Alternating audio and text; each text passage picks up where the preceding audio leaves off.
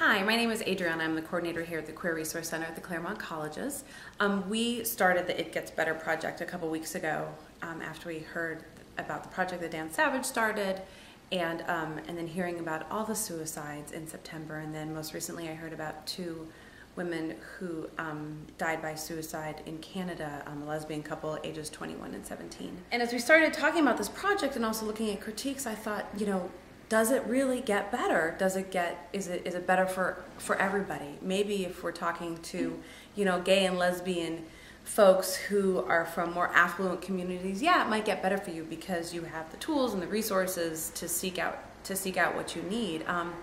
What happens to queer folks of color or trans or genderqueer youth who might not have the same resources or have the same support?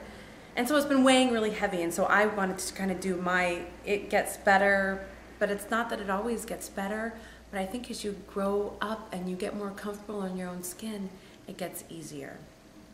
Identifying as a queer lesbian femme, my coming out process was a long time, and was difficult as understanding that I was a lesbian. And then a couple years later, through academic work, understanding my gender identity differently and being able to use trans theory and be able to look at butch femme subjectivity and understanding myself better. So there's 2 very different, distinct coming out events for me. But really, at the end of the day, the world isn't getting any nicer, but I've gotten more comfortable in my own skin. I'm able to look in the mirror with confidence, and really love what's looking back at me, and that's because I'm surrounding myself with people who love me and support me, and people who recognize me for who I am. So messages for folks that are struggling here at the colleges or young LGBTQ folks in our community.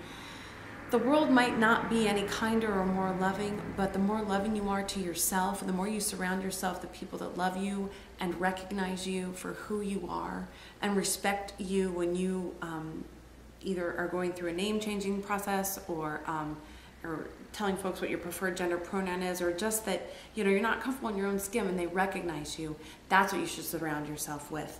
And I think one of the biggest gifts for me as a queer person was building my own queer family. I'm lucky enough to be supported by my family, and actually to have a ton of gay cousins and a sister who is also a lesbian, who I love with my whole heart. But before I was able to build my family unit back and get that support, I had to build a queer family.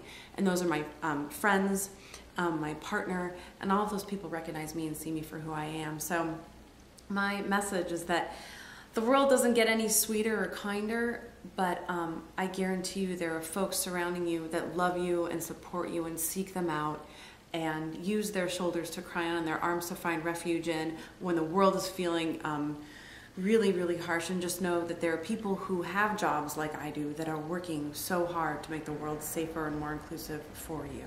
So don't forget to look in the mirror and say, I love you every day, because that's where you're going to find hope and courage to keep on moving. And if you're at the colleges, come to all the QRC events. Bye.